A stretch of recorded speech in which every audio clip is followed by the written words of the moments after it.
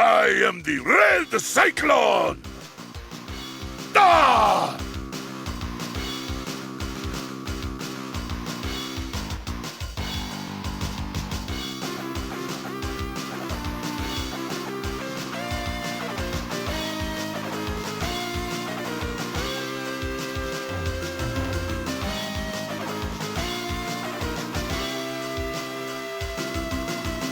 Yes, sir. Yes, sir.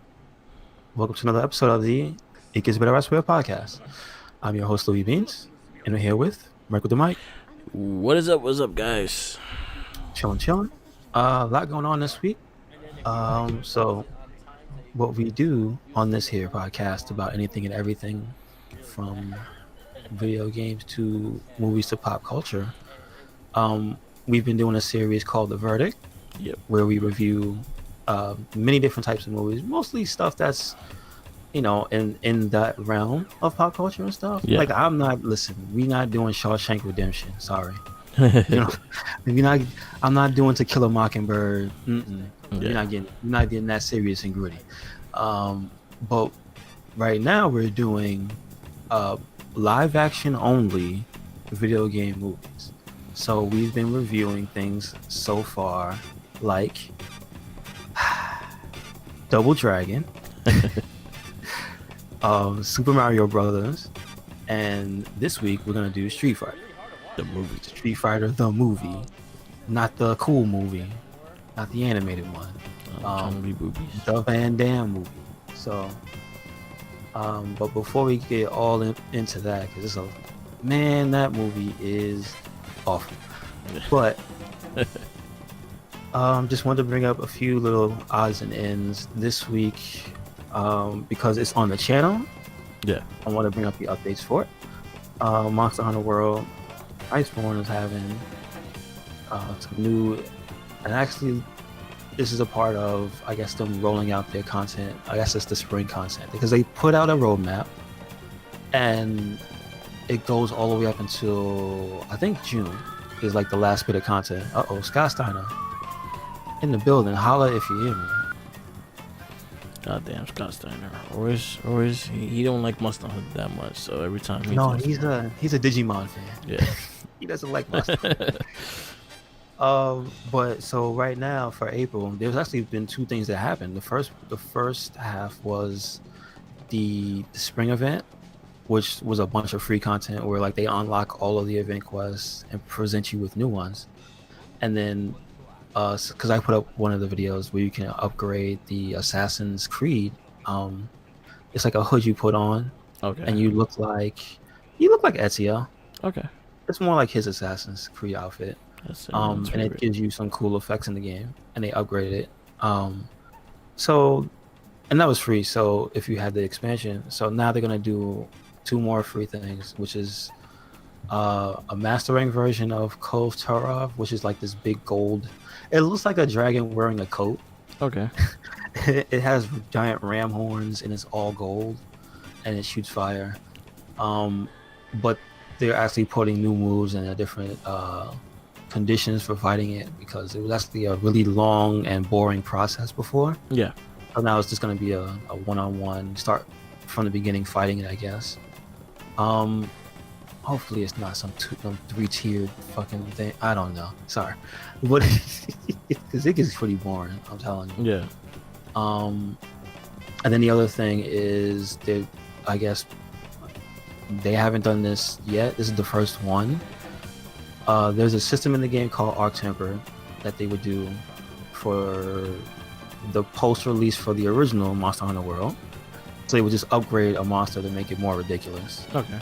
But because they did that, they would give you new armor, and they would give you new. I don't know if those monsters had new weapons. They had new armor, and they actually gave you like tickets for other things. Like some of them had layered armor that you could put on because you beat that thing. So you could look like more of a badass because you beat this really hard thing. So they're gonna put the first one that is in Iceborne, and it's gonna be for one of the new monsters, which is Namiel, which is like this. They have these almost Pokemon-like names. because you say a Namielle, you're like, I imagine something feminine, and I'm like, you're kind of right. It looks like purple and pink, but it's got like this black, like a manta ray almost. Okay. I guess that's what it is, like a manta ray, but it has 4 legs. It's really weird. Doesn't look like. I mean, it's an original creation, so it is what it is. But I'm assuming it's gonna give you again new armor and some new layer stuff. So once again, more free shit. Nice. Which is good during these times. Especially, so that should be out, I believe, Thursday, which is the usual update day. When they do any update, they usually do it Thursday at 8 p.m. for America. Because how time works, Japan is already like, how many hours ahead are they? 12? About 12, yeah. So they're 12, so they've already gotten the update. So it's 8 in the morning for them, you know what I mean? Yeah. So, anyway, make sure to look out for that if you play Monster Hunter. If you don't, there's actually some cool stuff that's free. Yeah. If you just have PS4 now, like if you have an account, you don't even have to have Plus. You can get, I believe it's the Uncharted collection for free. Yeah, Uncharted that and one, Journey. Yeah, and Journey, yes. And that does not require Plus. That's the special thing. It's like, so they want it's from home. Yeah, the stay home. It's called part of the Stay Home Initiative. The Stay Home Play, I think it is. Yeah. And it's from April 15th to May 5th. So, amen. It's free. And they're pretty good games. There's 3 games in there, if you downloaded Uncharted 4 when it was free a couple months ago, then you have the whole series. That's true. All on one system. Talking about games, Streets of Rage 4 finally got a release date. Yeah, no, finally. It's been PC, PS4, Nintendo Switch, and Xbox One. I actually heard it's going to be on the Game Pass day 1 on Xbox One. Is it going to be on Stadia? Stadia? Nope. Because apparently, if you have a Gmail address, guess what? What? You now have Stadia. Yeah? Yeah, it's free. That's it. I don't know. I know there is a deluxe version of Stadia. Trust me, I understand that. But as of, I think, Sunday last week, they was like, yo, if you want it, you got it. So if you want to buy that controller, you can enjoy the Stadia experience. Now, will Streets of Rage 4 be on there? I don't think so. No, it's not. It's on Steam. So I mean, yeah. So it should be on. If it's on Steam, it's on everything, right? Steam's usually they're the first ones to get the big releases now because it's kind of flipped, dude. Yeah. It's been weird. Except for things that are exclusive, like Final Fantasy, mad games come out on PC. And first. And then it'll be oh yeah, it'll be a day ahead or something, but still, I'll be what?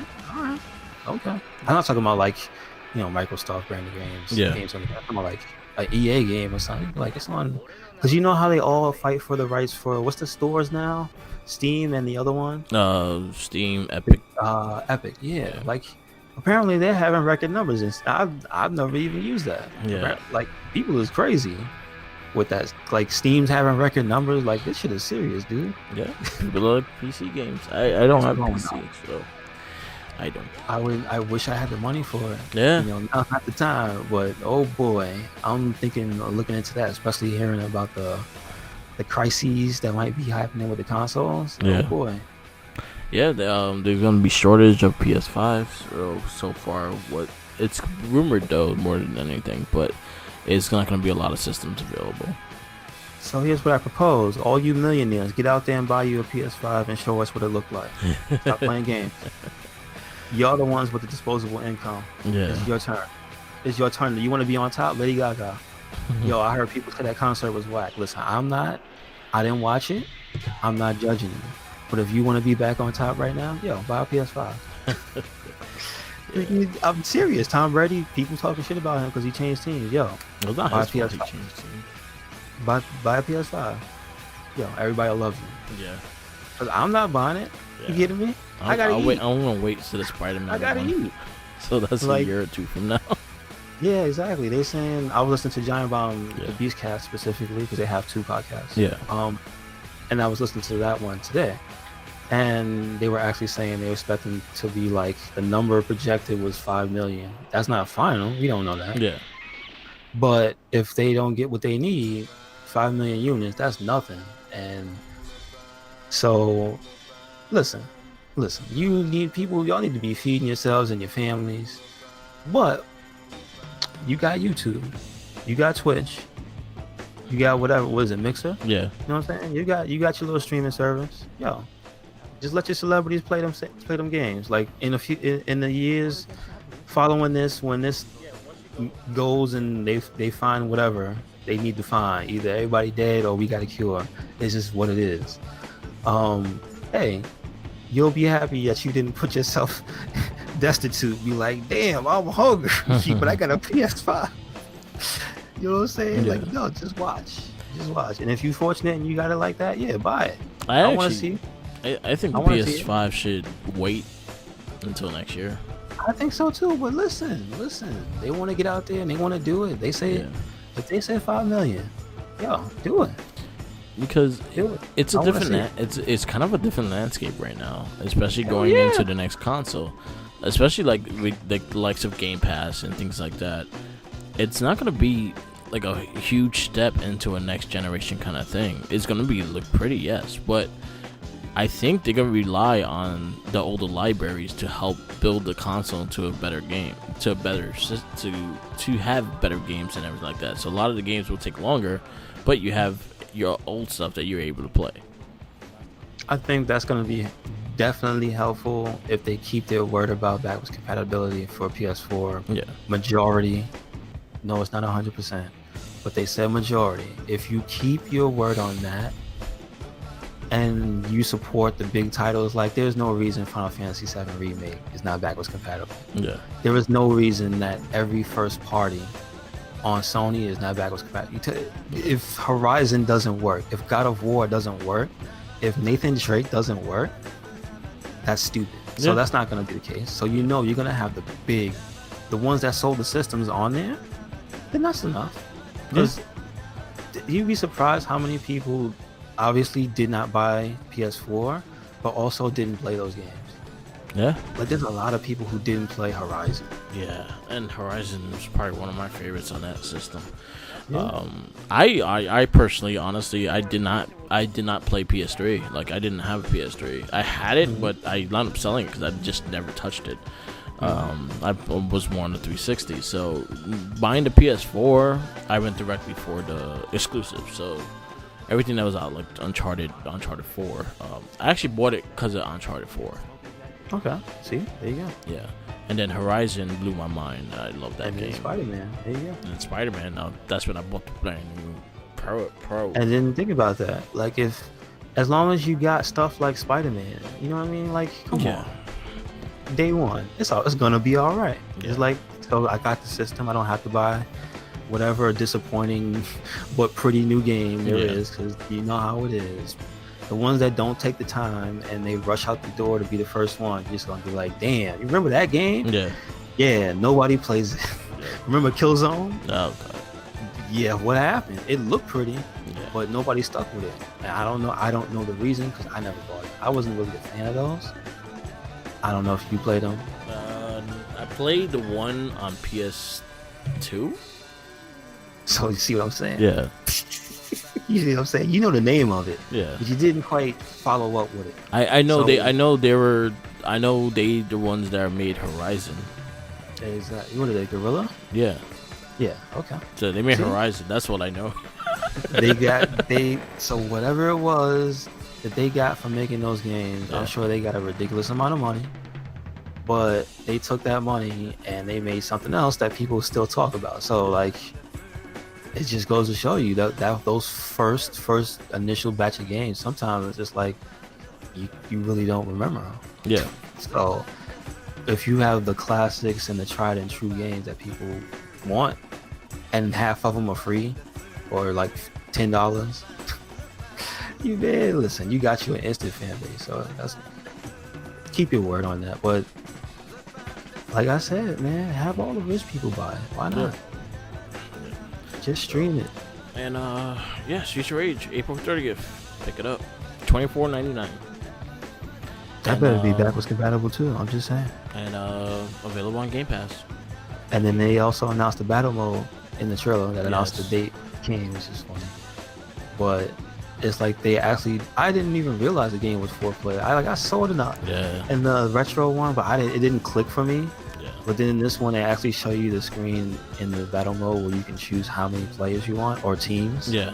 Which is new. I'm like, all right. That's cool. You can do 4. I'm like, 2-on-2. I'm like, all right. Good. That was actually really cool. I'm actually looking forward to it. I'm looking forward to it. Yeah. I may get on PS4. Yeah, and they say it has 2-player co-op. That's true. It has 4-player offline and 2-player online. Cool. I didn't think it was gonna have online at all, but I'm like, yeah, you know what? Makes sense. Yeah. Yep. Now, if only I can get Scott Pilgrim back online. Yes, I still have my 360 because of that. The 360, I have Turtles the arcade game, the Simpsons the arcade game, the X-Men arcade game, and Scott Pilgrim vs. the World. Yeah, I could only really play the first level of all of those before I get bored, except for Scott Pilgrim. Yeah, like that's the dark secret about all those cool arcade games. Like Turtles, especially, like it gets repetitive. That one, not Turtles in Time, not Turtles in Time, not Turtles in Time, and there's a version of that Ubisoft. That one. Yeah. That bad port. Oh boy. Oh, that's the Turtles in Time remake.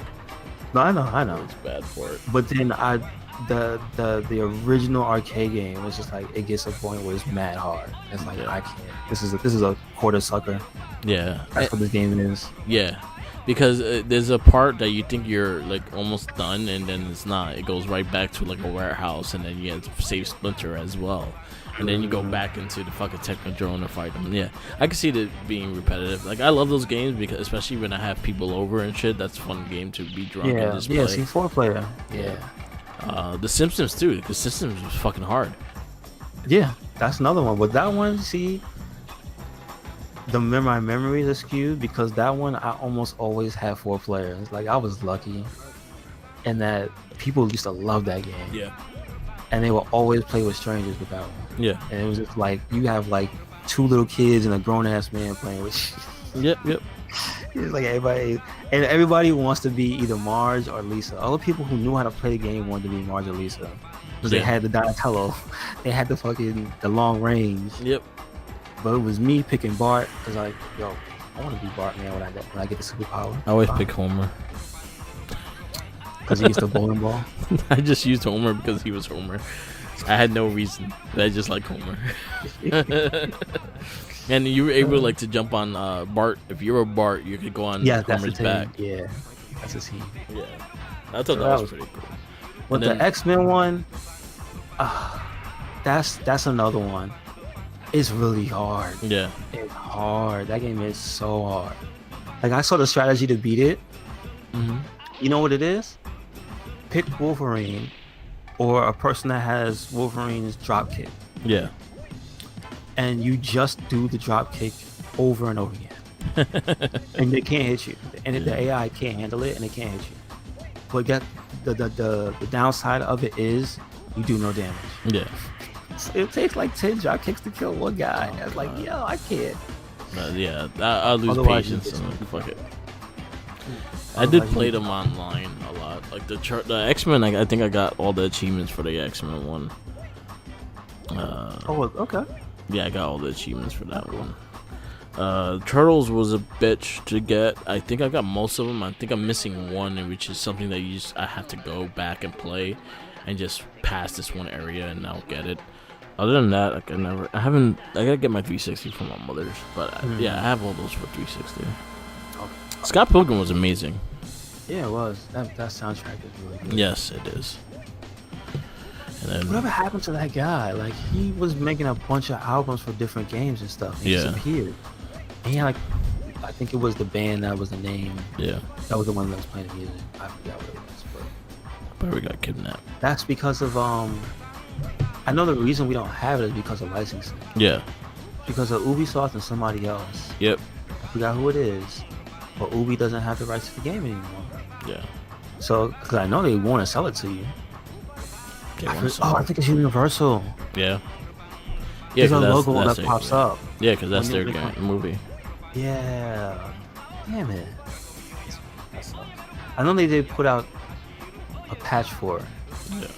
So you could still play it online if you have it. But you can't. There's no new version. Yeah. Too bad it never came out physical either. Really? It didn't? No. I didn't know that. It was a straight digital game. Oh.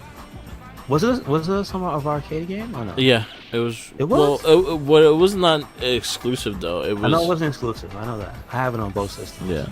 That's the other thing. I forgot I had it 2 times. Yeah, and they lost the license 2 years later. Really? And they never got it back? Nope. So, and that's the. See, but remember what was so bad about Crash Bandicoot was that they had Crash Bandicoot too, Universal. Yeah. Remember? No, and then Ubisoft owned them. Who? Crash No, Bandicoot? Activision had them. I thought it was. Wait, aren't they the same company? No. They don't have a. They didn't have a branch. No. Activision owned Crash Bandicoot. And Spyro. Skylanders is all Activision. No, that's they owned it when said I know it wasn't crazy. Universal did own Crash Bandicoot. Okay. But Vivendi owned them and they owned Universal. That's what it was. Okay. Because I knew Universal was partnered with another big ass game company. Because I'm like, they have no game division. Why would they own this? So I knew that's what happened, and then that's how we got the game Crash the Titans that nobody played. And everybody was like, "Yo, that game sucks." Yeah. That's why I didn't buy it. Yeah, that's why I didn't buy it. Okay. So yeah, I knew that's what it was. I'm like, I don't know when when Sony started working with whoever gave them. Well, Activision owns it now. So they own it now, really? They still own it now. So they bought it from Universal. Yeah. That's so weird. Damn, man, Crash Bandicoot, you have a. Has anybody done like a deep dive on Crash Bandicoot? Probably. That's interesting. They probably have. But it went weird. Eventually. I mean, whoever they said yes to when they wanted to work, I guess. Well, Activision wants that money. Yeah. That's why they said, yeah, put out that nice. What was it called?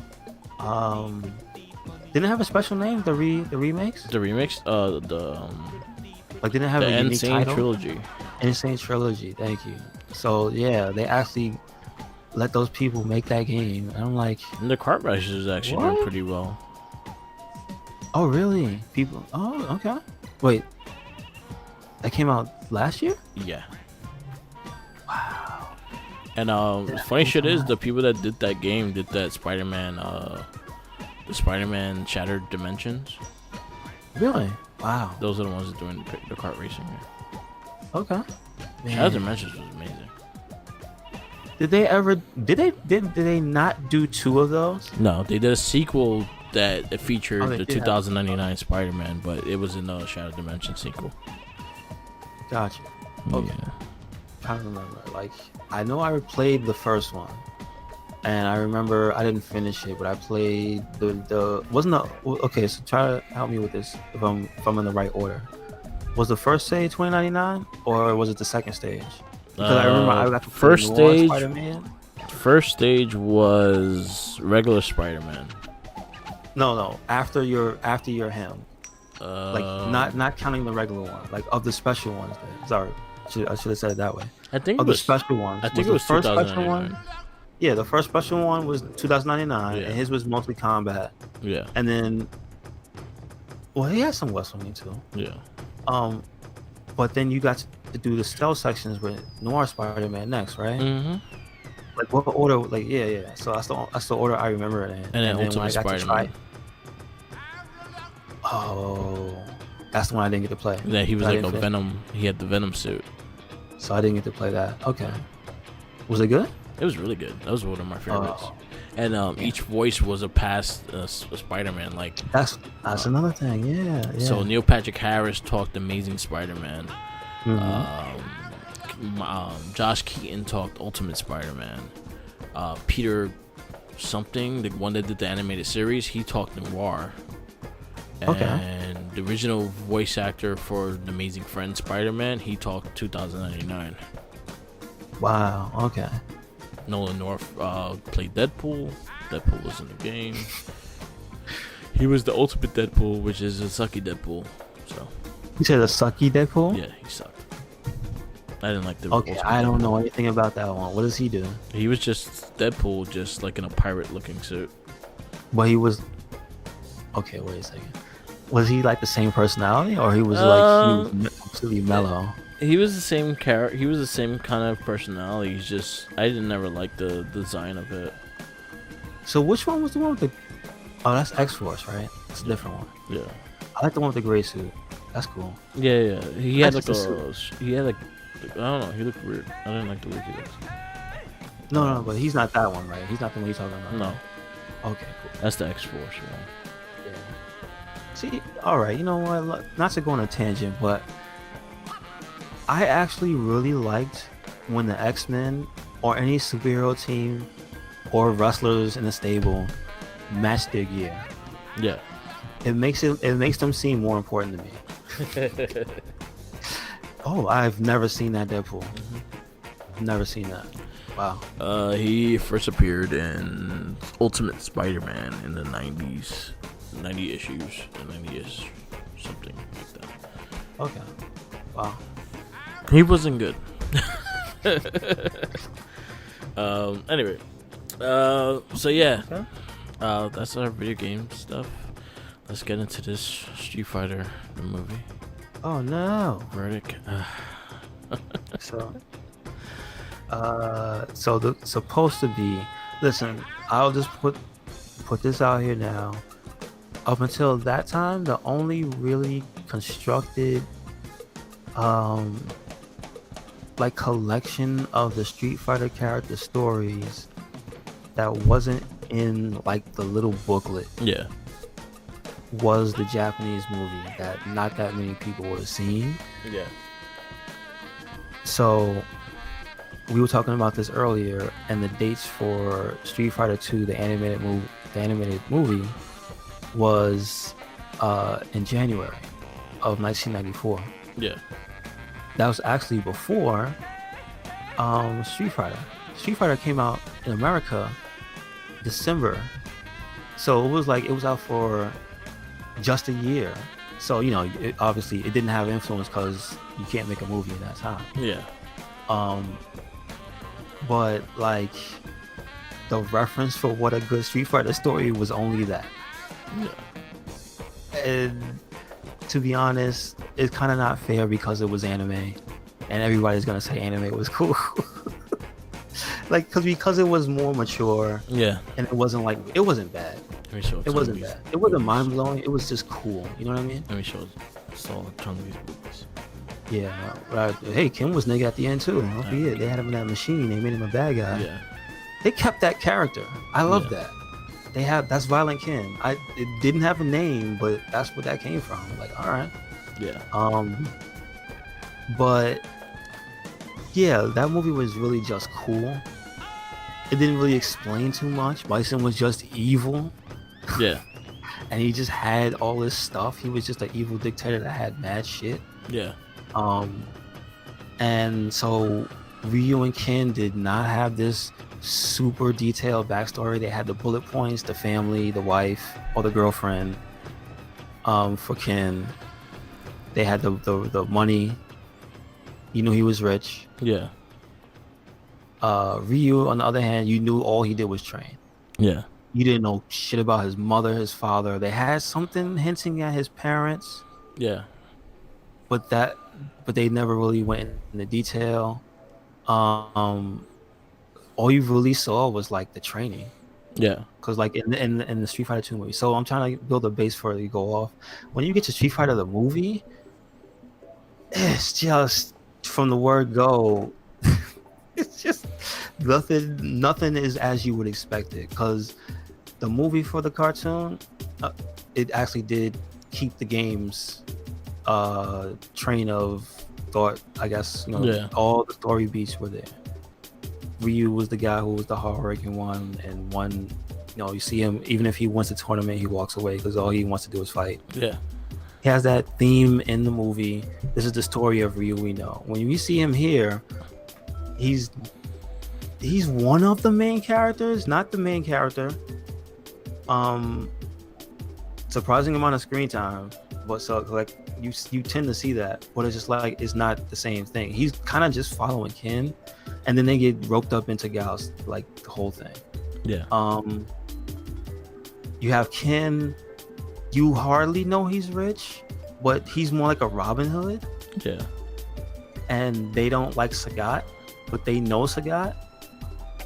Like in the beginning, this happens like in the beginning of the movie. It was like, so, and those are presumably the main characters that everybody's gonna know. The marketing for this movie was all Van Damme. Yep, because Van Damme was the star. Van Damme is the name everybody knows. So right away, expectations right out the window. Yeah, Van Damme plays the all-American soldier, Guile. With the most Belgium of Belgium accents. Sorry, my Belgium listeners. I don't know anything about the difference between that and what is it? Because if you can't just say French. You can't just say French. They're different people. But listen, in my 1990s brain, he was just some French guy. That's all I'm gonna say. You know what I'm saying? That's just what it was at the time. So how do you do that? How do you have the main character, the most American of American men, you play by somebody who has the most thick accent ever? You know who would have been great as Guile, like Anybody in a nowadays else? movie? No, like in a nowadays movie. Okay. John Cena. Yeah, why not? Okay, let's do it. John Cena. Somebody get John Cena. And he got that Street Fighter 4, that big head guy. He's like brolic for no reason. Yeah, he's like a mountain. Yeah, but so the casting of this movie. I mean, listen, they spent money. Yeah. But they spent money on people they wanted to talk. Yeah. That is the main thing you notice. Everybody who they gave lines to is an established and well-known actor or actress. Yeah. Van Damme, Raul Julia, Ming-Na Wen, and the guy Wes Studi, who was Sagat. They had like the most lines. Like Sagat was the major player. Well, Ryu and Ken to some extent. They did, but they were more characters. Like action. They had like action guy lines. Yeah. Chun-Li was literally reporting everything and then giving exposition, and then like she was a character too. Like she was a lot of things in the movie. Yeah, Chun-Li was really. I think if I had to like choose like between Chun-Li and Raul Julia's performances, this is what made this movie entertaining. Yeah, definitely. Definitely. Chun-Li, honestly, every time I see her, she's always Chun-Li to me. She will always be Chun-Li to me. This is the first movie that put into perspective because of the fact that she played Mulan. Yeah. And then she's one other person. Who else? She's in Agents of S.H.I.E.L.D. No, there's another like there's a trifecta of like she has 3 roles that are all like historically badass Asian females. But she's pretty badass. She is. No, I get it, but like it's kind of cool. It's all the same woman. Ming-Na Wen. So you can say she's Chun-Li, she's Mulan, and then like she's like one other person. I think it was something else, like either a historical movie or something that she played. And I can't remember. And it was just like she has like a huge. She got clout. She got clout. Is what I'm trying to say. Like damn. She was in the Joy Luck Club. Oh yeah, that's right. Isn't that the thing that made her famous? Yeah, that was like she won an award for that movie. Yeah, well, that might be it. I might just be thinking about the award she won. So yeah, listen. Because the other thing I know her is the Agents of S.H.I.E.L.D. She's pretty badass in Agents of S.H.I.E.L.D. This is true. Unfortunately, I get honestly say I've never seen an episode. Not because I didn't want to, because wasn't it on regular television? Yeah, on Channel 7. That's the reason why, because I don't have regular television. Yeah. So I could. It's all on Netflix now. It is. Yeah, the whole series. Wow. Well, they have to get in line with everything else. Power Ranger TL. I like that. Old Ranger. Yeah. They're both better than season 3 of Power Rangers. Everything is better than season 3 once you pass that. But I'll be honest, Old Ranger is so much better than everything. Oh, yeah. Old Ranger was good. The Red Ranger is such a good character. Such a bad. Even the montage at the end, he's out there training. They're all like fighting and shit. Yeah. Like, damn, son. I like the song. Yeah. Yeah. I always like the endings, except for the current one, the Giga Ranger. I don't like the ending song. It's like a country song. That's kind of weird. Anyway, back to Street Fighter the movie. Came out 1994 in December 23rd, a Christmas movie. Year. Like, go take your kids to see it. Also, that's another thing I got serious vibes watching this. This was a kids movie. Mm-hmm. It has sound effects for people punching and hitting that weren't regular sound effects. Yeah. There's a part, maybe like halfway through the movie, when maybe like 2/3 in. This is the biggest offender. It happens earlier in the movie. Yeah. But it's not egregious. When Balrog, when they're escaping towards the end, and Balrog winds up his punch, you hear the sound of of an engine. Yeah. He punches the guy. And I'm like, if you didn't know before, you know now. This is a fucking kids movie. Yeah. That's really evident. A lot of the lines, very simple dialogue. Yeah. Not a lot of like depth to the storytelling in this movie at all. They just go from everything is. This is what I'll say about Street Fighter the movie. This is the most convenient set of events that ever took place. Nobody got any time to do anything right. Shit just fell into their lap. Yeah. Ken and Ryu were in the den trying to get weapons off the street, stealing from Sagat, so they entered his underground fight ring. This is what happens in the beginning. Yeah. Like, they established Bison in the absolute beginning as being this super. Every news station's talking about him. He's the thing on television. He's the Kim Jong whatever of today, right? Yeah. Everything's gonna talk about him, except he's actively violent. So that's a little bit more extreme. Like, maybe like Saddam, maybe the level of like how they portrayed him as being dangerous. Yeah. So that's like, we know that. There's this guy. There's this crazy dictator in a red, I don't know what that is. A red onesie. Played by Raul Julia. And he's so megalomaniac. He's nothing short of a comic book villain. He's nothing short of being like the most over the top theatrical, like, crazy person you've ever seen. Everything is to a 10 with Bison.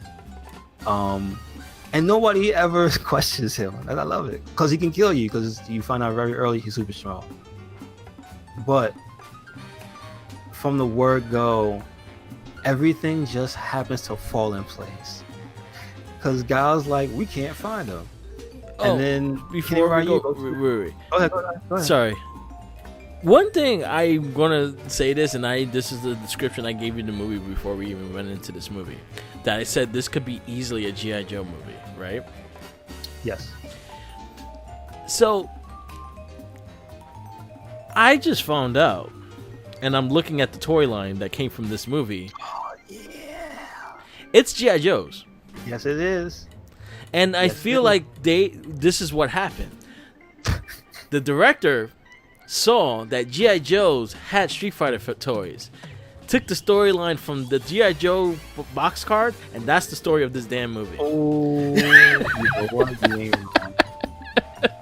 You're not wrong. That is probably, yeah.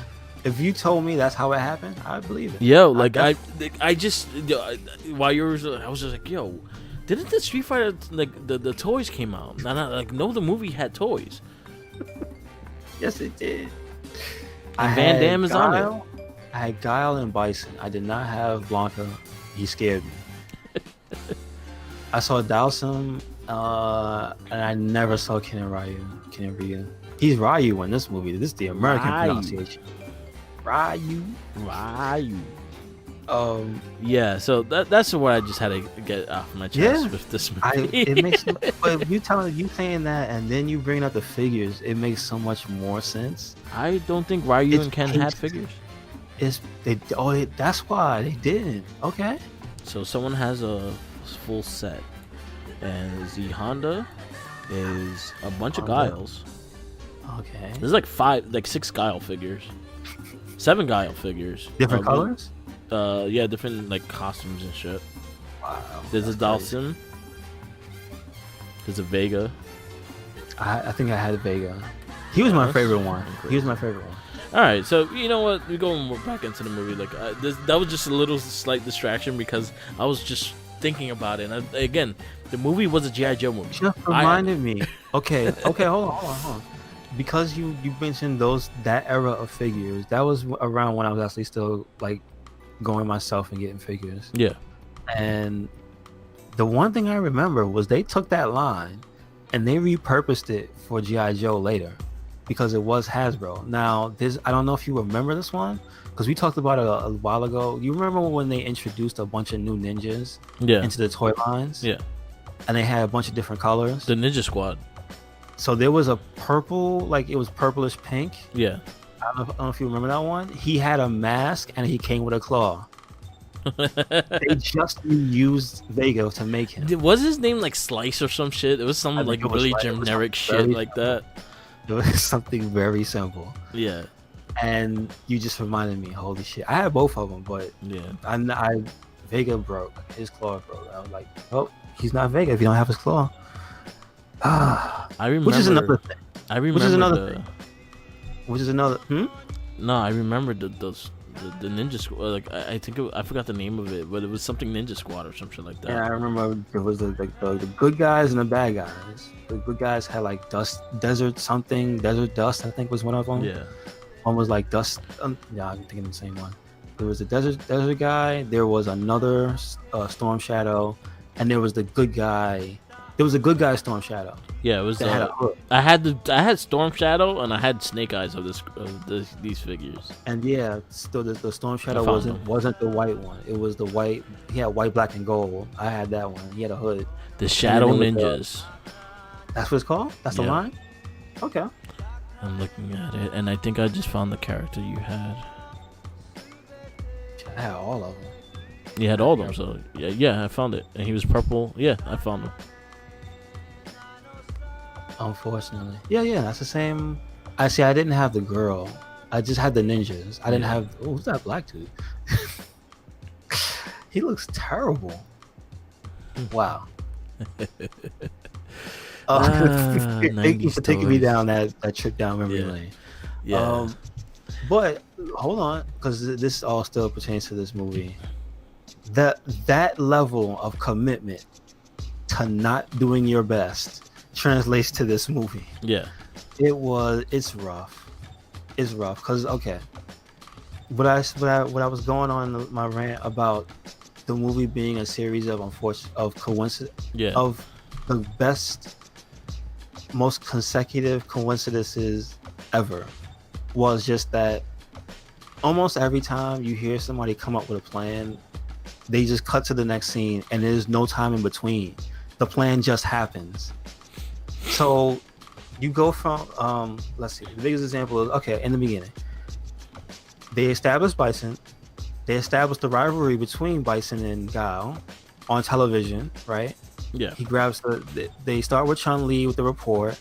They have Bison, and Guile takes the thing from her when she interviews him and starts taunting him on television. Bison takes over the airwaves, and they're like, "Yo, what the?" And they establish Chun-Li, and they show Honda and Balrog in the truck. So can't miss him. Honda's the big guy, and Balrog has the sharpest hairline in movie history.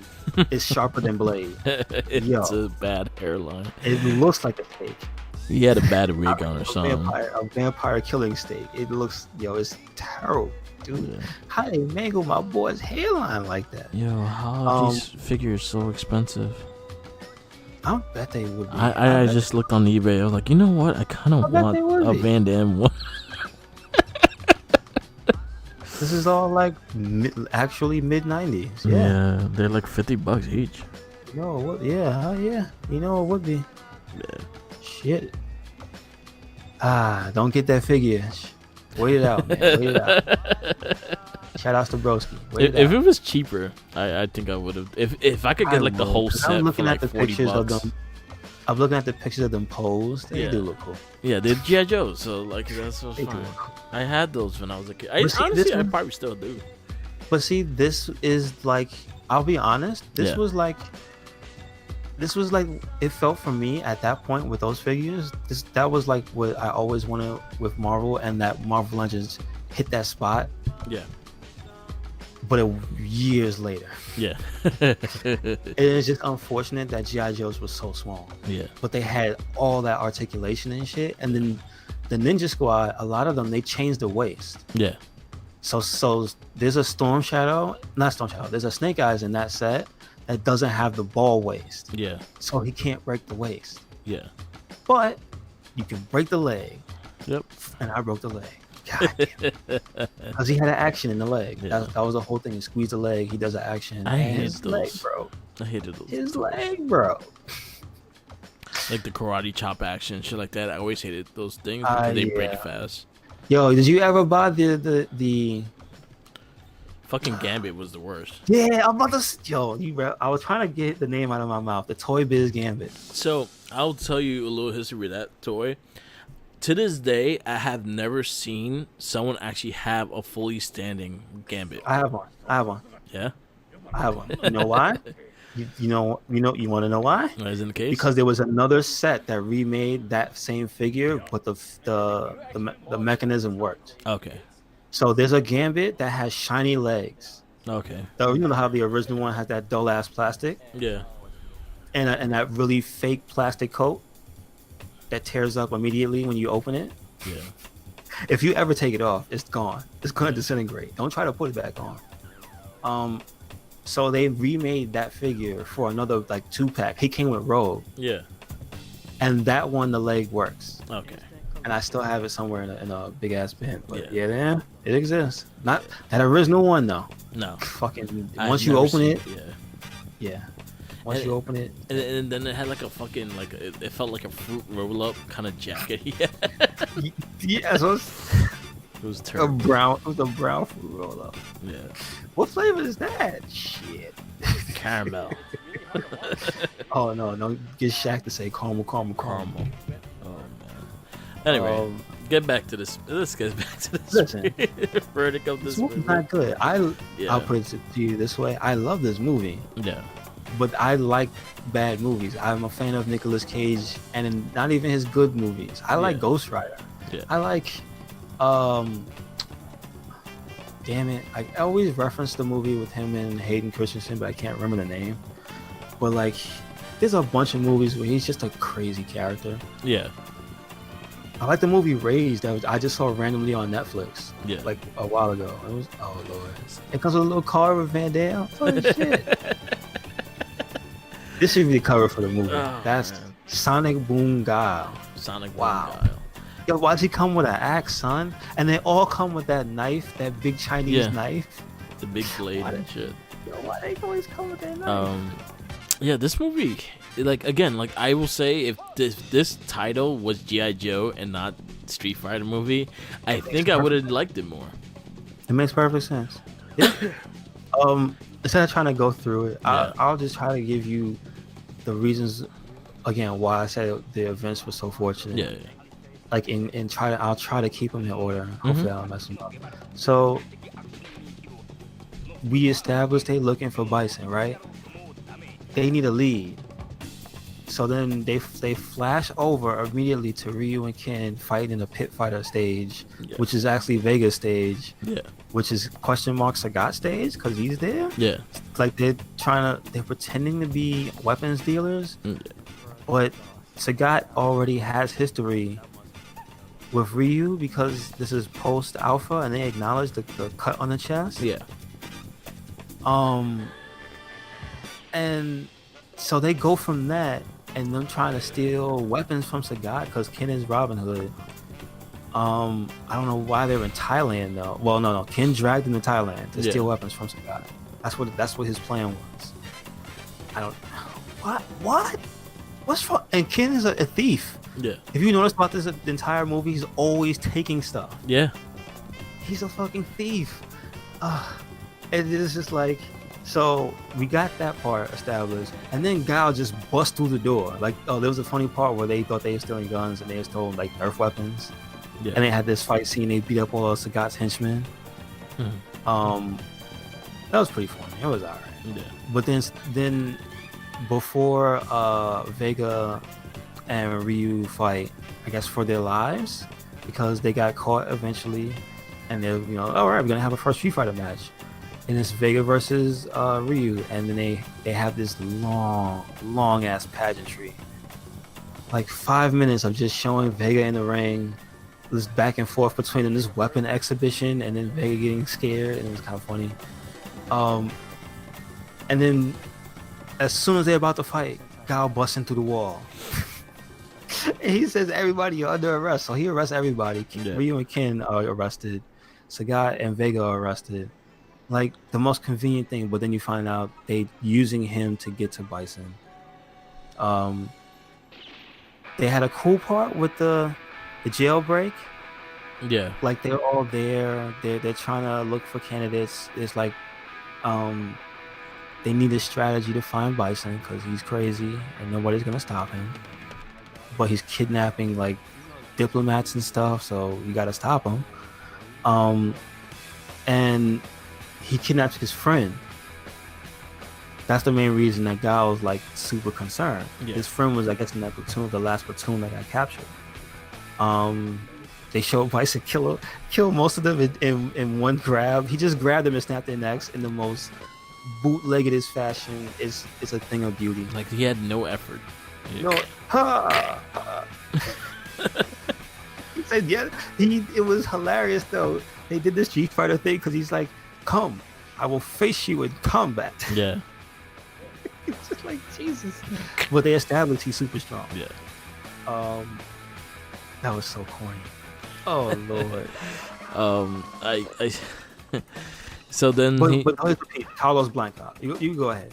So he met Carlos. It was Carlos Vargas or Carlos. It was Carlos Blanca. It was Carlos Blanca. No, Raul Julia. He said Carlos Blanca. Carlos Blanca. And Charlie, huh? Like, I have never met a person in my life named Carlos is known as Charlie. Yeah, and he picked that up off a guy saying Charlie once. Mm-hmm. Charlie, we're going to look for you. We're coming. And then that was it. So he got Charlie from Carlos? How? Yeah. I don't know. So then he took him in experiment. He made him a super soldier. Yep. This turned out to be Blanca, which is not how he had. Now, see, we can go into that. That's a whole other can of worms. Because Blanca has no real explanation. Yeah. It's just that in the video game up to the time, they said he was on a plane. The plane crashed in the Brazilian jungle, and he was raised by eels. That's weird. I don't know. That's fucking weird. Don't that? That's already so. If you tell me, you're gonna have to make a story for that man, I don't know what the fuck to tell you. So like, I don't know. He already has a shitty story as it is. Yeah. So no matter what you're gonna do, you're gonna have a shitty story for Blanca. He's just how his hair is orange? I don't know. He was once green. Human. There's no. Because the eels like died on him. Like they just like he just got camouflaged because of the color of the eels. He mutated, resulting in his green coloring and his ability to generate electricity. Yeah. Blanca was generally well received by critics and fans. That tells me nothing. Because I remember in the little instruction booklet it mentioned the eels, and that was the thing people would make fun of. But like he's still to this day, I'm sure in the Udon comics there's some very elaborate explanation for his. They go more into how he got abandoned and what made him kind of mutated. It was like there was like a mutation or some shit that happened to him when he got crashed. Was it a mutation? I think it was a Shadow Law thing. I don't remember it like 100%, but I know that the fact that when he got hit, they have a story of his origin. That's it. I can guarantee. I don't know the story. Oh Lord! Don't dig into his history. No. You want to learn some dirt? Well, did you know that Blanca emerged as an early design as an African man named Anabibi? I would not be surprised. Who was raised by a lion. Yeah. I could see it because the main. Yeah? I could see it. I want that character. Bring him in. Oh, man. So hold on. Yeah. So to elaborate, they said after Final Fight, Capcom approached Street Fighter with different designs, Street Fighter 2 rather, and it said one of them included a masked wrestler modeled after Tiger Mask and a ninja style warrior. So I know the Ninja Warrior they kept that. Mm-hmm. Well, I imagine it's the same guy from 1. They probably were just gonna have him in the game again. Yeah. And they didn't put him in there because that's technically Vega. He's the ninja. Yeah. So I can see, but Tiger Mask never threw himself at people like a ball. Yeah. Or scream like that. Like so that's it's the African man and a BB. Yeah, that makes more sense. So yeah, if I could find a picture of that, oh my lord. Yeah, and then the doctor that was like fucking with Blanca. Oh, you mean Dawson? Dawson. You mean Dr. Dawson? Dr. Dawson. How convenient. I don't know why he was there in the first place. They don't explain why he was there in the first place. He was captured. Was he captured? Yeah, because he had a sickle, like a handcuff on him and shit. Oh, okay, yeah, that makes sense. Mm-hmm. But because Bison did mention his loyal scientists, and there was just like 3 other scientists working with no fucking. They didn't give a shit. Yeah, they were turning that man into a mutant, whether you wanted to or not. Yeah. So yeah, they made him do that. So Dawson is a scientist with the biggest nose ever. Yep. You can see inside his nose from sideways. That makes no sense. He's staring straight ahead, and I can see in his nose. I can see his brain. Stop it, dude. Put your head down. So yeah, the thing about this movie that I'm saying is really bad is a lot of the camera work. Yeah. And I'm gonna say that because they do these quick cut scenes that just pans to a character's face. Now, 90% of the time, they have an appropriate look on their face because they're doing it at the right time. Yeah. But it's too many. Yeah. And then there's a point towards the end of the movie where they do it and the face isn't even reacting to anything. Yeah, it's just like they just gave up. Yeah. And that happens with Dawson. That happens with Blanca. That happens with Bison early on. That happens with Guile early on. That happens with Chun-Li. Yo, we can't. My favorite scene is the. What part are we up to? I don't want to skip too far. We're pretty in the beginning. They pretty much go to jail. They do the jailbreak out. Bison captures Charlie. Oh yeah, the Charlie thing happened before that. Yeah. Then you kind of get introduced to Chun-Li's character, where she was a news reporter, and then her cameraman and her crew was E Honda and Borok. There was a scene where Cammy was told to go in the truck. She basically mugged Honda and then just hopped in their truck and stole their shit. Yeah. And was just using their computer to track down Bison. I'm like, Jesus. All right. Also, I was saying, I always bring up this movie in reference to Kylie Minogue, but I'm like, damn, she really is in a lot of this movie. Yeah. And I was like, all the people who are characters, that's one of the things you can't really say. They're not in the movie. Yeah, they're standing right there. But some of them are just standing right there. Yeah. But she has lines. She talks.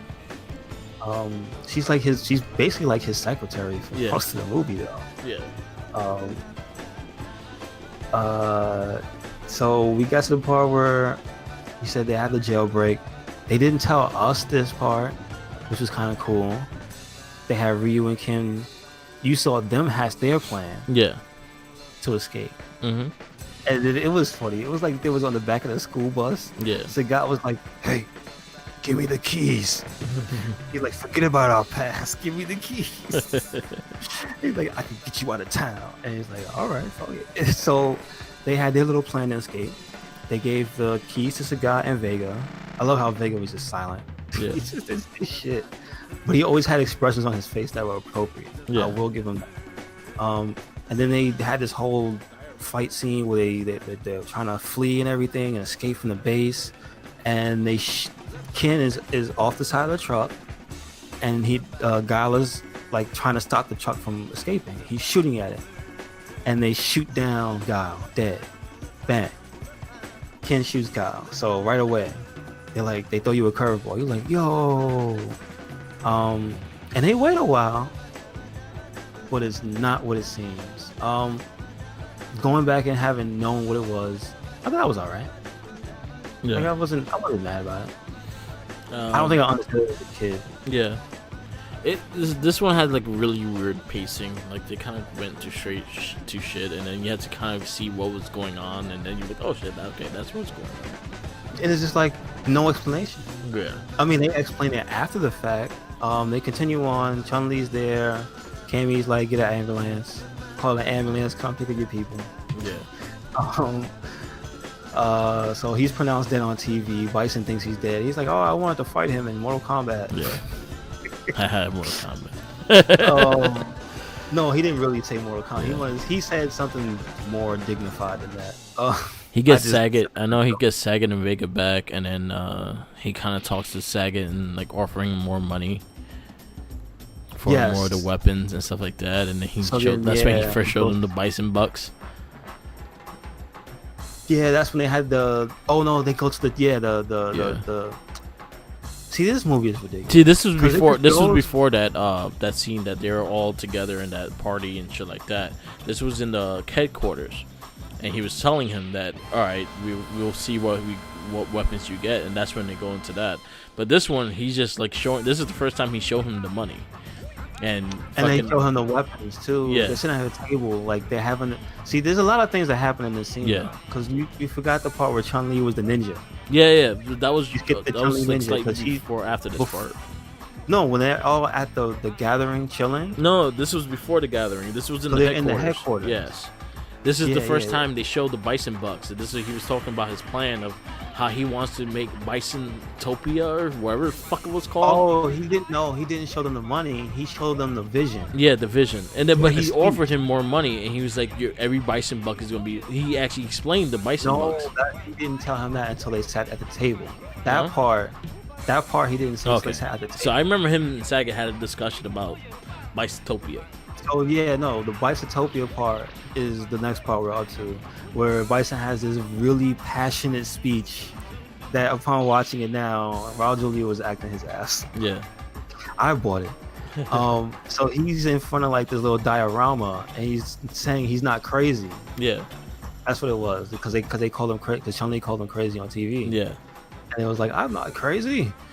I just want everybody to, and he was listing off these things, and he's like living this utopia. Yeah.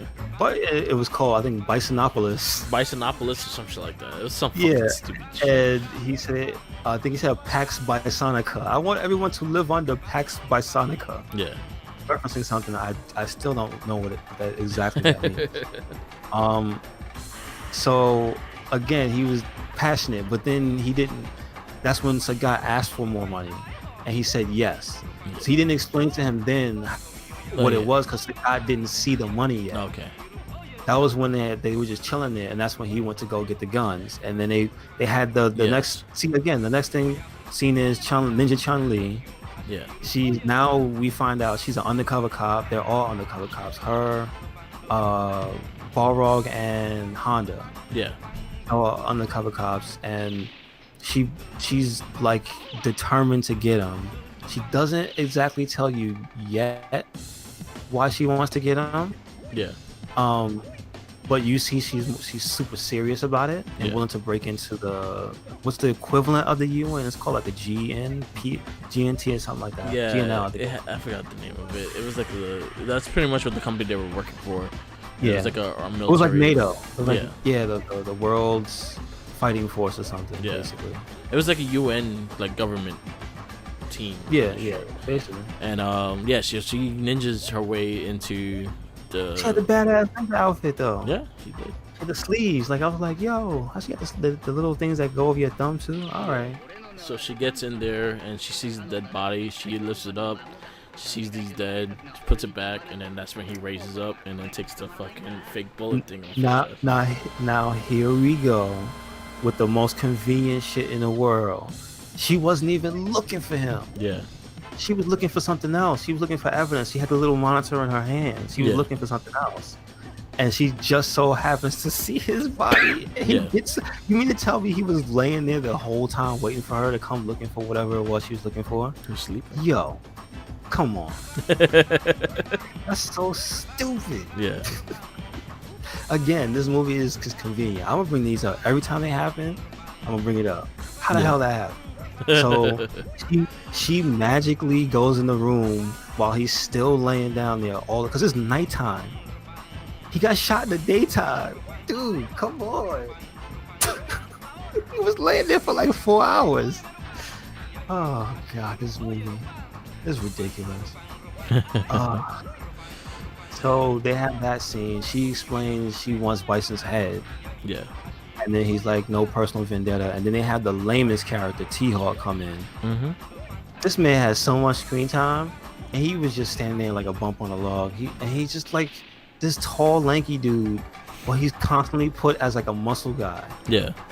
So he comes in and he's like, come on, man, you gotta come, you gotta go. And then there's a part earlier with Cammy where he's like, hey guys, they're looking for you. Like he's talking with authority and shit. Like, that guy's the guy that he's a dweeb and he got power and now he's a dick. You can tell. Yeah. Oh, he was so lame. I didn't like him at all. Yeah. Probably he don't know how to fight though. So whatever. At the end he throws some pretty clean looking uppercuts.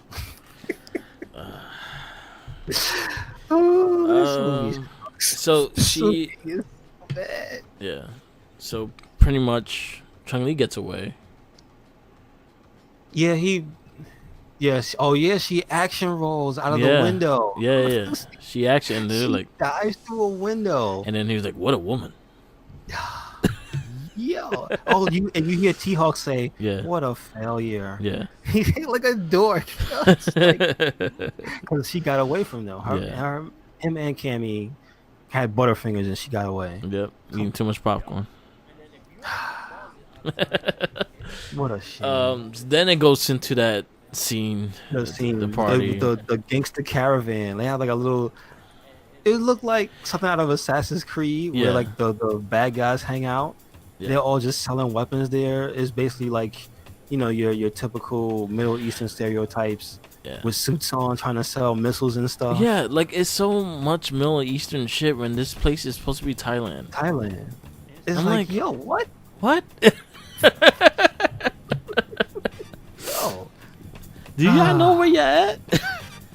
Oh god. So these are the inconsistency of what the fucking movie was, and it's like, you know where you're at, right? Didn't they have camels? It looked like there was a camel. It was like a Middle Eastern party and shit like that, with belly dancers and shit like that. Yeah, yo, isn't this Thailand? Okay. Wait, remember this. What was the last scene we just saw? Chun-Li bursting out of a window. Yeah. So they went from Chun-Li bursting out of a window to Chun-Li in a dancer outfit. I actually enjoyed that. I didn't. Listen, I'm not going to be mad about what I saw. But you see what I'm saying? Where this movie is just the most everything is convenient. She just happened to get right there at the right time to be there for the show for Bison. Oh my god, this movie! Oh, it makes me so mad sometimes. It's like, did you guys just you ain't take a break for nothing? Yeah. No, it's just, you gotta go. like you would. The thing about movies, typically, especially when you have movies like that have different characters, because this movie does it, but it doesn't because it goes back and forth with the characters, right? Yeah. It goes back between Ken and Ryu and Sagat and Vega, which is like a whole plot line. It has Chun-Li and her two reporters. Like they have a whole thing. They're always together. Yeah. They have Guile, T-Hawk, and Cammy, and they're always on screen together. Like 99% of the movie. When one of them is on screen, the other one's on screen. Yeah. So then they just jump, instead of doing something where they go from Ken and Ryu's perspective, they just jump to the next scene where they're there, and then Chun-Li and Balrog and Honda are there. And it's just like, what the come on. Yeah. No, it was the most unnatural transition. And so she's basically trying to charm people, but she's infiltrated Yeah. the hidden, I don't know what the fuck, the cartel meeting Yeah. between Bison and Sagat, because they're sitting at tables like, you know, like sultans, Yeah. looking at weapons. They pass it to, I love how, I don't know if this is on purpose or not, but the guy that plays Zangief, he is so good at looking stupid. Yeah. Very handsome man with an immaculate beard. I will give him credit all day. His beard was on point. But yo, he did the best blank expressions I've ever seen. When they were passing the guns around, the first guy, he expects it for real. Zangief takes it, turns it upside down, and then gives it to the next person. Yeah. He doesn't even know what he's doing. I'm just like, I love it. And he's sitting next to Sagat. I'm like, how is this guy who's so high up on the chain sitting next to you? He doesn't give a shit. Yeah. He's just a dummy. And then you see like they check out the guns and stuff. That you see like they're heavy duty because that was a assault rifle with a grenade launcher on it. Yeah. So Chun-Li has her magic shell where she gets chopped in a barrel and then comes out of the ceiling. Yep. They go away. They clap them off. They check the weapons. Ken gets Chun-Li's eye or vice versa, and he's like, dude, he takes to see it to Ryu. She digs me. He's like, whatever. Then Ryu tries, this was funny. Ryu starts to have like a philosophical moment. Yeah. And Ken just walks away. Apparently, to have mystery sex with this woman, you don't know who she is in a villain hideout. Come on, y'all. Yo, Ken's making all types of bad decisions. Yep, yep. And then, appropriately so, she knocks him out and ties him to a pole. Yep. And then Ryu follows. He gets ganked. Same thing. They find out the truth. They let him go. But you never saw the scene where they planted the bug. Yeah. And we're gonna get to that soon, because they're like, oh, when they get back to the meeting, it blew up. That's when freaking another really good scene. This is where, like you said, Mark, Bison shows Sagat the money. Yeah. And he opens it up and it's Bison dollars. And then he goes, every Bison dollar will be worth 5 English pounds. And he just looks at him like, you're crazy. Oh God. And so they're about to scrap. The meeting's gonna blow up. Ken Ryu, come on. They're like, they get yoked up by each side. Bison's about to snap Ryu's neck. He's like, you dare to interrupt our meeting? He's like, there's spies among us. And he's like, where? Awkward pause. And then just so happens to be the device that Chun-Li planted. Yeah. Just so happened. And that saved everybody. And then this is one of my favorite scenes in the entire movie, is they look at the truck, the video of Chun-Li and her two friends, Honda and Balrog, about to blow up a truck full of his stuff. But by blowing it up, she's gonna ram the truck into them and kill them all. Dude, she was crazy. Yeah. She was hell-bent on revenge. Yep. And at this point, she thinks Ken and Ryu are with them, so she's got to kill all the motherfuckers. Yep. And then they're watching the truck on the monitor, and then they look out the tent door, and they can see the truck coming. And then Zangief looks back at the monitor. Quick, turn the channel. They look at it for a second, and then look at him, and I'm just like, what? And I'm like, oh my god, yo, he's my favorite character, man. You can't be that stupid. Oh, this is such a kids movie. I'm telling you, it's so many really dumb things that happen. Yeah, it's so stupid. There's so many jumps in logic, and nothing ever like lets you doubt the situation. Yeah. You don't have to say everything that happens, but the notable things that I call very convenient is the moment that Guile creeps into the base at the end. Yeah. He immediately finds Blanca. Yeah. He comes up in the lab. Yeah. I thought it was supposed to be a giant complex. The first place he ends up is to confront his fucking his friend who got kidnapped. I'm like, this movie is too convenient. And he went to kill him, and then the Dawson was like, no. He said help me. He did this shit for RoboCop. Yeah. Help me. Don't touch me, man. So yeah, Guy pulls out a gun and is gonna blow Blanca's brains out to end his suffering. Yo, they don't even have a good resolution. Yo, what is wrong with Dawson? They just die. Yeah. They just curl up in a ball and die. You could have let him shoot his friend. Yeah. At least he survives. They survived the explosion. But they were inside. Yeah, they survived though, because in the ending you see him bald, and looked like actually Dawson now. With Blanca, and they like forest people now. So you see what I'm saying? The movie makes no sense. It just jumped from one thing to the next. The last time you saw him, he was dying in an explosion. Yeah. The next time you see him at the end of the movie, he's just chilling. Yeah, bald down. Like how he just lost his head. Little skulls and everything. Yeah. This movie. No, he just had the fucking metal thing around his neck. Other than that, like he was bald. He looked more like Dawson. Yeah. It's so there's no order. No, there has to be a way to describe it. It's not jump cuts. And it's in order. Yeah. It's just that it's just like from one scene to the next. The other one was them getting that brand new fucking like high tech boat and shit. Like fucking God. The Thunder in Paradise Thunder in Paradise boat. And then the UN dude fucking fires them. Oh god, this is not like, you go take it and shove it. And then take the fucking boat. You have to listen to the Guile speech. Yeah. Who wants to fight? Well, who wants to go home? And who wants to come with me? Yeah. I'm going to kick the next Bison's ass so hard. No, I'm going to kick Bison's ass so hard the next Bison wannabe is going to feel it. Yeah. It was terrible. But you know what? Delivered by him, it was good. It's just like they tried so. I don't know. They weren't trying. They weren't trying hard. They knew that shit was ridiculous. They had that guy with the glasses was a character. They had the most stereotypical British people. The woman who was like, "Whoa, God," that was following him. She didn't have lines. Yeah. How did the government man have a butler? I don't know what the hell that was. Yeah. Some British thing. And he was just the most cowardly guy giving orders. Yeah.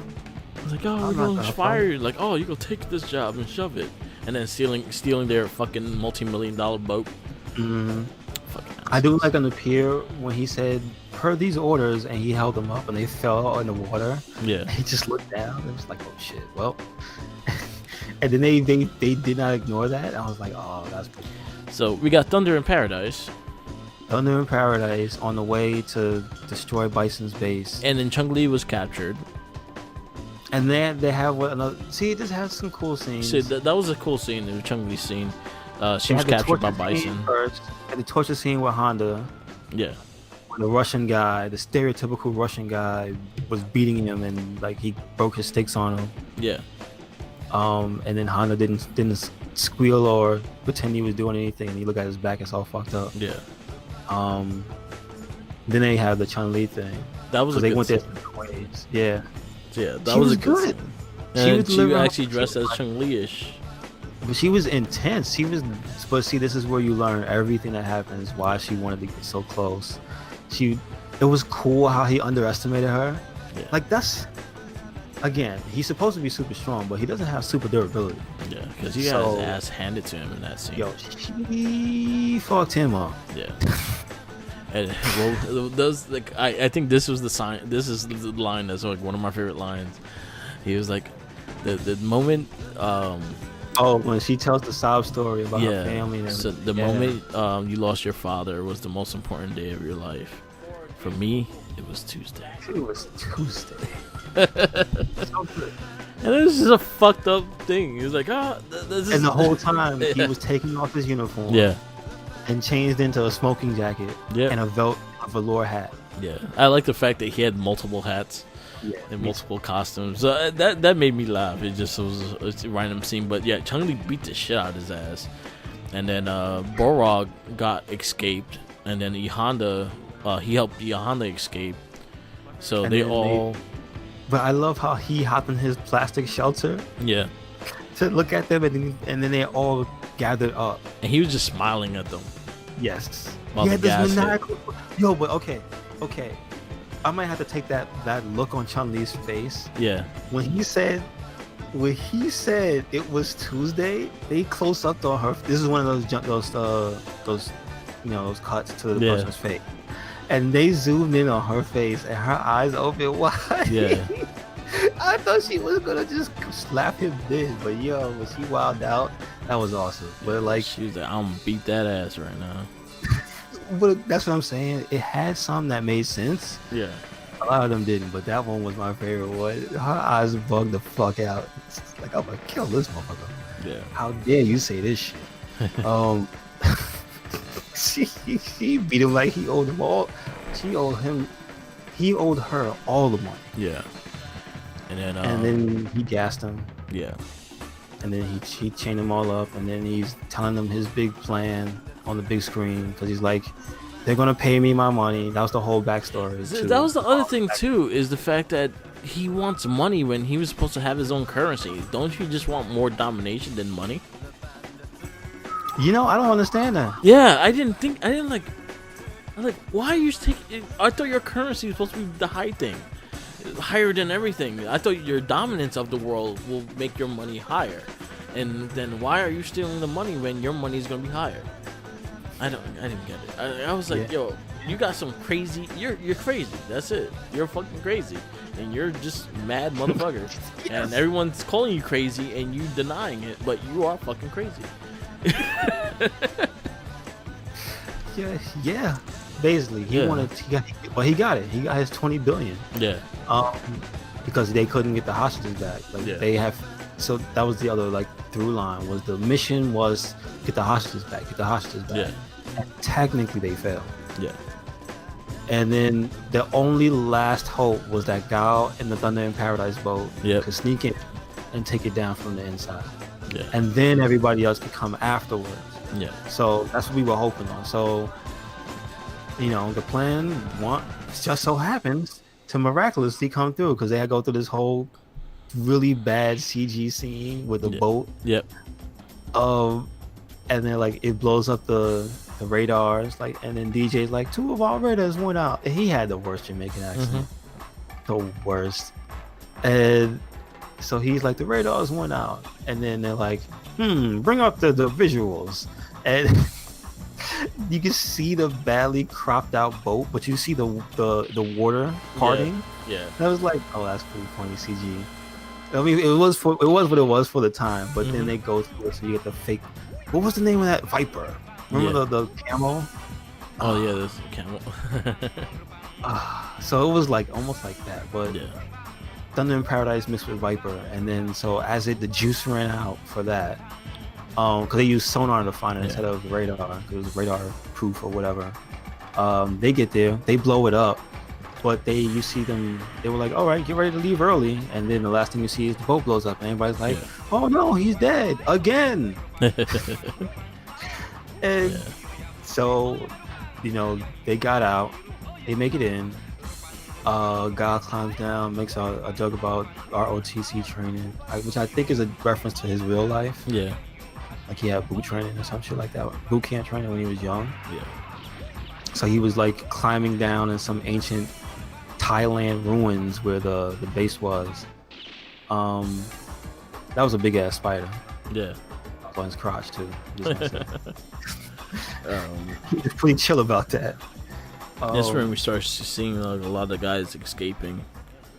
Yeah, that's true. And then Ryu and Ken kind of do their little play, and then they fight Sagat and Vega, which I thought the fight scene was fine. But you saw them doing a hurricane kick. You saw them do a Hadouken. The flash of the screen. Yeah. Yes. And then they find E Honda and Rorog, and they were about to fight each other, and they we on the same side. They try to yoke them and shit.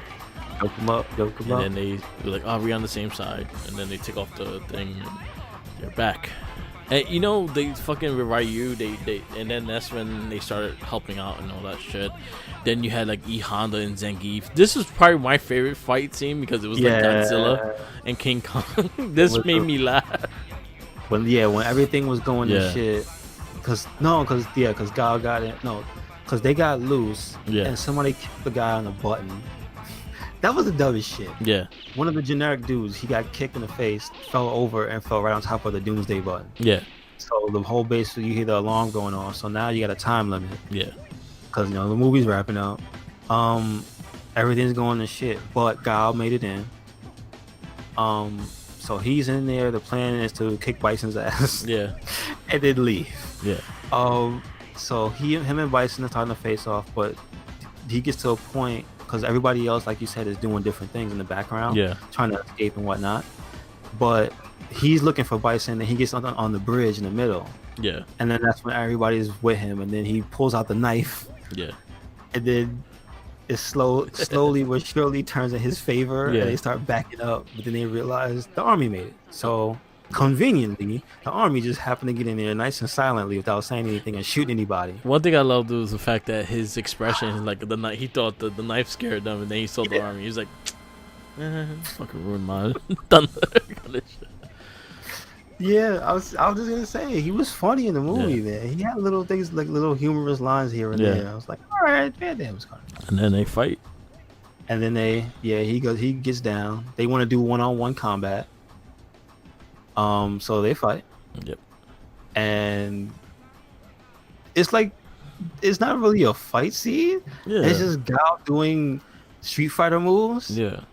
Which is the blade kick. Like the high, no, but he does like the roundhouse. Yeah. He does like the standard Van Damme roundhouse too. Mm-hmm. And then he does like 3 flash kicks to him in a row. Yeah. Against the wall. Son, if you get flash kicked 3 times, give up. I think they did it on purpose. Against the wall too. It was like a cheesy ass shit. Yeah. I think it was, but you know what's funny? I will say this. Some things in that movie make me think they did see the video game played. Yeah. And I think I don't know if they knew about the in joke or like what it feels like to get flash kicked 3 times in a row. Yeah. But that's demoralizing.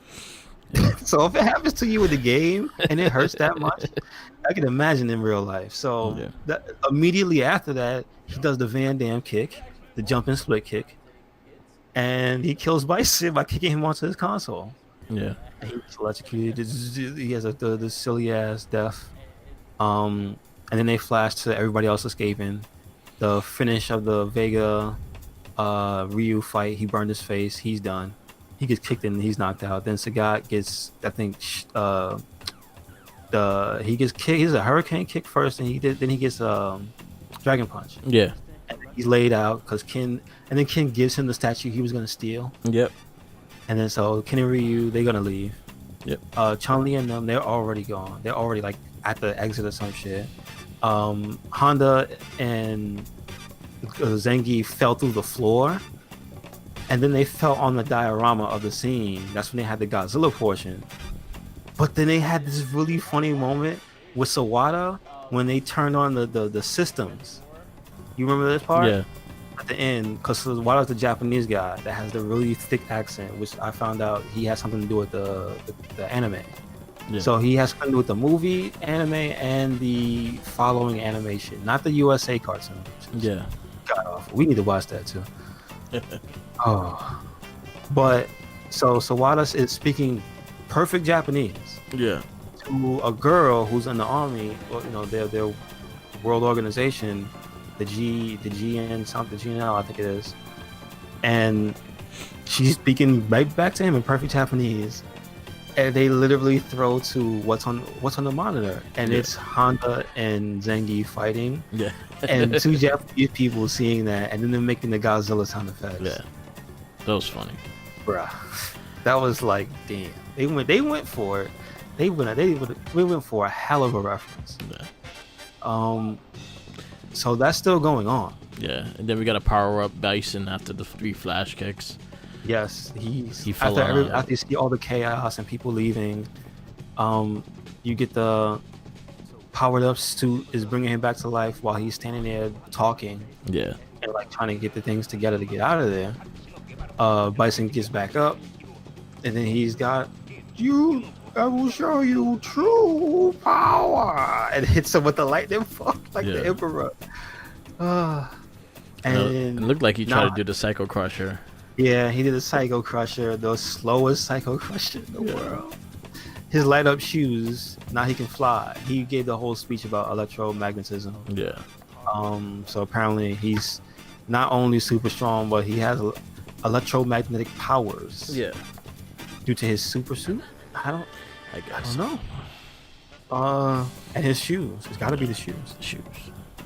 And then so they basically repeat the spot like 3 or 4 times where he swipes him in the air, knocks Guile down, and they ended off with a flash kick. It's basically like an anti-air in the game. He was like, "Son, stop doing the same move over and over again." And he just caught him with a flash kick. He flew into the monitor. Like, that's all you know how to fucking do? Exactly. Yeah. So basically, it ends like a video game. Yep. He flew into the monitor. He's dead. Guile has to get the fuck out before the base blows up. Everybody gets to the top, and then Zangief has the realization, because he sees DJ leaving. DJ with the money is the one he went to get the case of the money to get the hell out of there.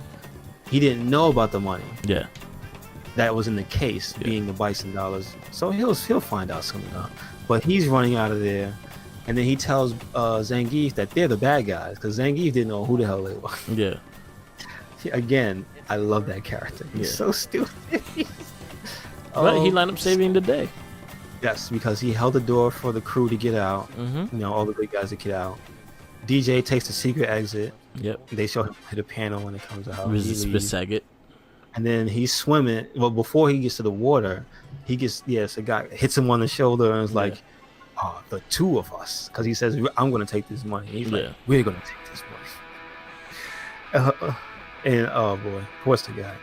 He already knew.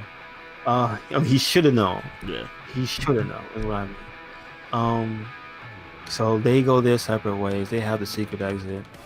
The main crew goes out the front. They're like, "Where's Guile?" And then it blows up. And then he comes out through the smoke, conveniently, unscathed. Mind you, we explained it earlier, but he had a whole sit-down conversation with Blanca. Yeah. And Alson before that happened. Yeah. Yo, dude.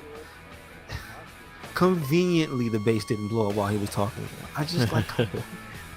And then so I told you, they were sitting in like the corner of the room. Yeah. Self-destruct went off, and then 5 minutes later, they're fine. Yep. Posing in the end picture. What happened to DJ was they get to the shore. Him and Sagai open the money trunk. Well, Sagai opens the money trunk. He's like, "Be careful, that's my savings." And then with that horrible Jamaican accent. Yeah. They open it up, and his expression is priceless. He didn't even look that bad. And then so it had another one of my favorite scenes. It's a guy in slacks, no shirt on, just throwing money in the air. Yeah. And the DJ just like, "Oh Lord." So you know that's basically it. Yeah. It's just it ends with the pose. Yeah. Conveniently which posed. Made no sense. Which made no sense. It's what we just had happen. Anyway, this movie was. They did it just mainly because it's a Street Fighter, and that's one of the signature things is the poses and shit. Yeah. But it was just. It is what it is. It was bad. Yeah. I can't defend it. I like it. I was laughing my ass off during this movie, but that wasn't the intent. Listen, half the stuff that I was laughing at was not what they wanted you to laugh at. Yeah. You know what I mean? Although Bison's acting, Raul Julia, was great. I loved his character. I loved him being over dramatic. Yeah. I loved his commitment to being as insane as he was. But like, no, he's not there. He's not there. He's not there. Yeah. I take that back. He's not in the picture. No, Dawson's not in the picture. No, they do die. They not in the picture, but they survived. He's just bald with a fucking thing on his neck, and how they Blanca survived? lived. They blew up. No, they got out. Where? They got out. It was a scene that I remember them clearly that he was bald. It was like towards the ending. Are you shit? Because the last thing I saw was the conversation, and he was sitting there, and he was like, "Don't worry, we'll find our own way." Yeah. And then the last thing you see is him sitting there. They don't show them again, and he's sitting in the corner, consoling Blanca. And then it just flash forwards to Guile is leaving, the explosion. He does like the very last minute escape. Yeah. And they don't show them again. I thought you meant they were in the pose. No, they're not in there. Yeah, he gets outside. He's bald. They shaved his head. He's bald in the cave. No, he's bald. Yeah, the cave. That's okay, he doesn't come out. Yeah. Okay, so they did. I guess they did. They did. They did, son. Oh well. Man. Good. Man, you just made me sad. I thought they survived. I was about to say, "Oh, that's cool," but that don't make sense. But this movie doesn't make sense. Yeah, this movie. But now they did. Oh, so Blanca died. The verdict of this movie. What do you give it? I give it 1 out of 5. I give it 3 burning Sawadas out of 3 Captain Sawadas out of 5. I give it a 3. 3. Because I just like the movie. Yeah. Because I like how dumb it is. Yeah. I like the people in the movie. Like, most of the actors I know from something else. Yeah. The character, is Street Fighter. At some point, they made an effort to look like the characters.